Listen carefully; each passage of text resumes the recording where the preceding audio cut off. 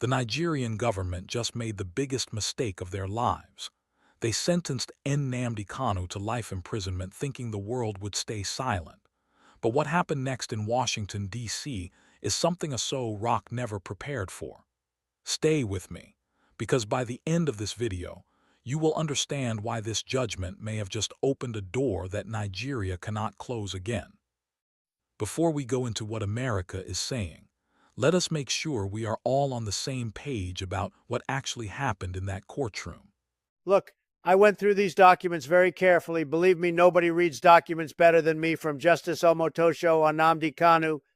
But here's the thing, and this is what's interesting. If the appeal court is properly filed, there could be a solution, a real solution, a big, beautiful solution to this whole issue.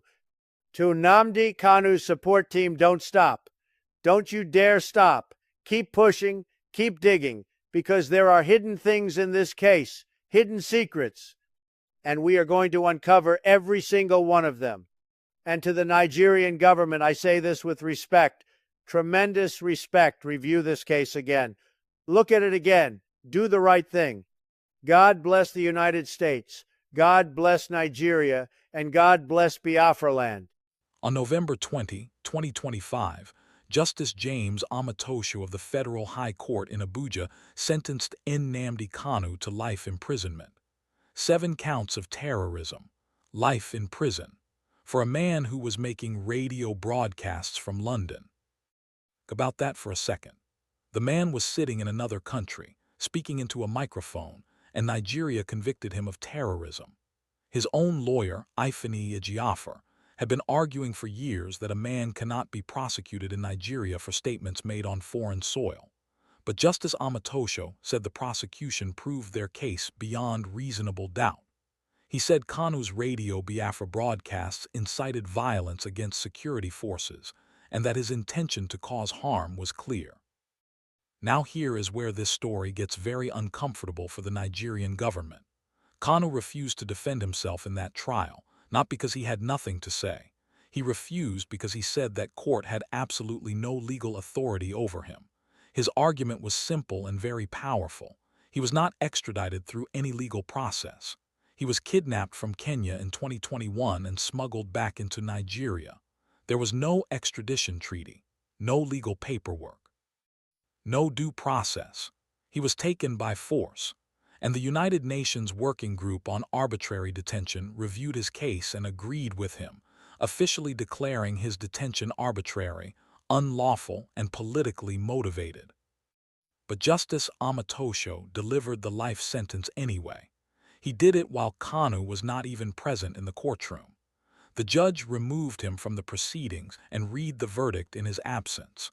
That alone should raise questions in the mind of any reasonable person watching this case from anywhere in the world. Now let us talk about America, because this is where the story takes a turn that nobody expected. 2 weeks before that life sentence was delivered, Nnamdi Kanu, from inside his DSS detention cell, wrote a 4-page letter directly to President Donald Trump. From a prison cell, this man reached the most powerful political office on the planet. In that letter, Kanu referenced Trump's own public statement from October 31, 2025, where Trump declared that the United States was prepared to take military action and cut foreign aid to Nigeria if the country failed to protect its Christian population from ongoing attacks. Kanu used that statement as an entry point and told Trump directly that what is happening in the southeast of Nigeria is not just a regional conflict. He described it as an existential threat against Christians and called for urgent American intervention. He identified himself as a prisoner of conscience. He told Trump he had survived 4 attempts on his life by state actors. He asked for a United States-led investigation into the killings happening in the southeast. He asked for targeted economic sanctions against Nigerian officials responsible for his detention. He asked for emergency congressional hearings on Nigeria. And he asked Trump to support an internationally supervised referendum on self-determination for the people of Biafra. That letter landed in Washington at a very sensitive time. On the exact same day that Justice Omotosho sentenced Kanu to life imprisonment, the United States House Foreign Affairs Subcommittee on African Affairs was holding a formal hearing in Washington, D.C. Republican Congressman John James stood before that subcommittee and connected the persecution of Christians in Nigeria directly to political repression. He named Nnamdi Kanu's case specifically. He reminded the committee that in 2022, Nigeria's Court of Appeal had already struck down all charges against Kanu and ordered his immediate release. He reminded them that the United Nations had also called for that release. Yet despite both the Nigerian Appellate Court and the United Nations saying this man should be free, he remained in solitary confinement in deteriorating health. And now, a life sentence had been added on top of everything. A sitting United States congressman raised all of this inside the American Congress on the same day the life sentence was handed down. That is not a coincidence. That is international pressure building in real time. The Nigerian government saw the temperature rising. Tinubu's national security advisor, Nuhu Ribadu, was quickly dispatched to Washington, D.C. on a damage control mission. The goal was clear. Go to America, reassure them, and try to cool things down before the pressure becomes an international crisis.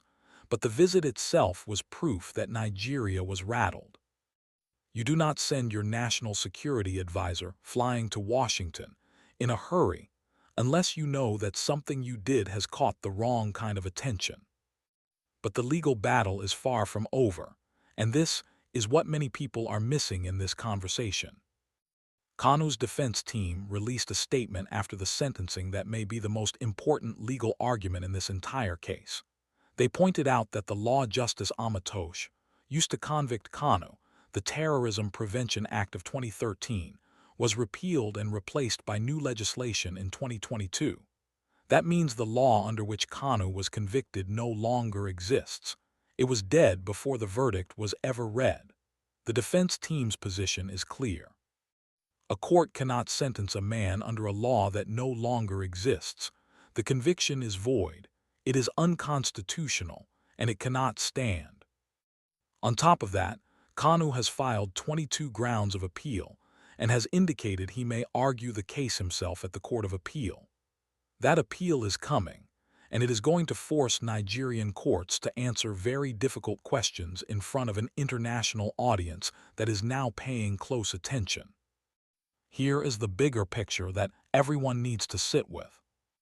Whether you agree with Kanu's methods or not, the principle at the center of this case touches every single Nigerian.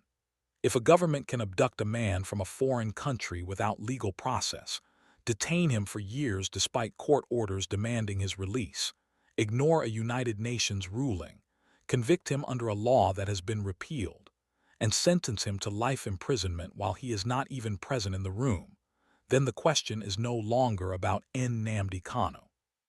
The question becomes, who is next? America is watching. The United Nations has already spoken. The appeal is filed. The legal arguments are strong, and the international pressure is building in ways the Nigerian government did not anticipate when they walked into that courtroom on November 20. This story is not over, not even close. Drop your thoughts in the comments. Do you believe the appeal will succeed? And if Trump decides to apply real pressure on Nigeria over this case, what do you think happens next? Like this video, share it, and subscribe because we will be following every development as it happens.